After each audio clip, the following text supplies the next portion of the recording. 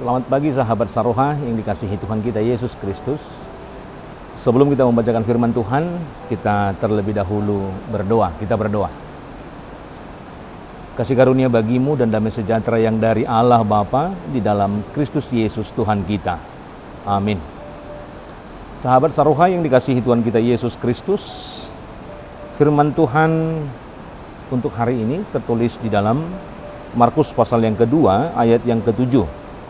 Demikian firman Tuhan. Mengapa orang ini berkata begitu?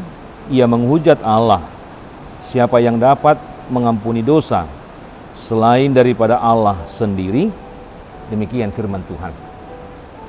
Sahabat Saroha yang dikasihi Tuhan kita Yesus Kristus, ternyata tidak semua orang yang datang kepada Yesus Kristus memiliki tujuan yang baik. Beberapa ahli Taurat yang datang duduk dan mendengar pengajaran, menyaksikan pekerjaan Yesus Kristus. Justru ada yang menentang dan menolak kuasanya.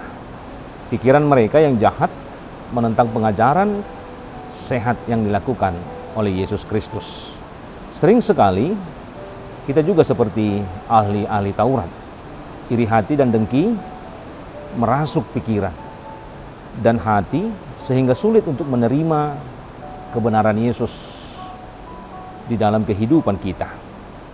Kehidupan seperti ini juga dapat disebut sebagai kelumpuhan rohani karena pikiran dan perasaan yang tidak sehat seperti yang dilakukan, yang ditunjukkan oleh para ahli Taurat yang mendengarkan, yang melihat pengajaran yang dilakukan oleh Tuhan kita Yesus Kristus.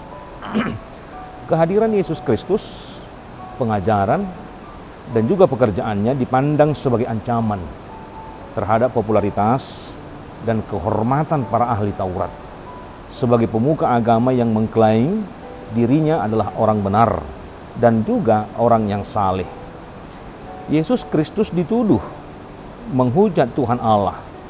Ini merupakan kedengilan hati dan pikiran yang jahat yang ditunjukkan oleh para ahli Taurat di dalam sikap dengan mengatakan hal-hal yang kurang baik tentang pengajaran-pengajaran yang dilakukan oleh Yesus. Hal ini adalah menunjukkan suatu kesombongan rohani yang mereka pertunjukkan. Ingat, tinggi hati mendahului suatu kehancuran, tetapi kerendahan hati mendahului kehormatan. Amsal 18 ayat yang ke-12. Sikap ahli Taurat tidak menjadi teladan dalam kehidupan beragama Kristen atau sebagai orang-orang yang beriman kepada Yesus Kristus itu sendiri. Sahabat Saroha yang dikasihi dan diberkati oleh Tuhan kita Yesus Kristus, di dalam berbagai kesempatan pertemuan ibadah, ada yang datang bukan untuk mendengarkan berita firman Tuhan, melainkan mereka datang hanya untuk kepentingan-kepentingan lahiriah atau duniawi. Kita harus percaya bahwa kuasa Tuhan Yesus Kristus itu juga yang mengampuni dosa, adalah otoritas sebagai kuasa Allah yang sudah melekat pada dirinya sendiri. Yesus Kristus bukan saja memiliki kuasa, yaitu kuasa untuk memulihkan. Begitu banyak derita yang kita hadapi, tetapi ada jaminan di mana keselamatan kehidupan kita dijaminkan dengan kuasa yang Tuhan miliki di dalam kehidupan kita. Maka sebagai keluarga Kristen, kita juga janganlah di dalam kehidupan kita ada tujuan, ada niat untuk menghujat Tuhan Allah, terlebih lagi mengabaikan serta menganggap remeh firman Tuhan. Sebab hal ini adalah kebencian bagi Tuhan Allah. Siapa yang meremehkan firman, ia akan menanggung akibatnya. Tetapi siapa yang taat kepada perintah akan menerima balasan yang baik daripada Tuhan. Amsal 13 ayat yang ke-13. Untuk itu, marilah kita tetap mengucap syukur atas segala pengajaran yang bersumber dari firman yang ada di dalam Alkitab. Tidak ada alasan bagi kita untuk menolak Yesus dan ajarannya, serta meragukan pekerjaannya yang begitu ajaib di dalam kehidupan kita. Maka kita harus menyadari dan memahami bahwa sumber dari segala kehidupan kita yang baik adalah giatnya kita mendengarkan firman Tuhan. Dan orang yang mengabaikan firman Tuhan, mengabaikan berkat juga yang akan Tuhan berikan di dalam kehidupan kita. Tuhan Yesus memberkati. Amin. Kita berdoa.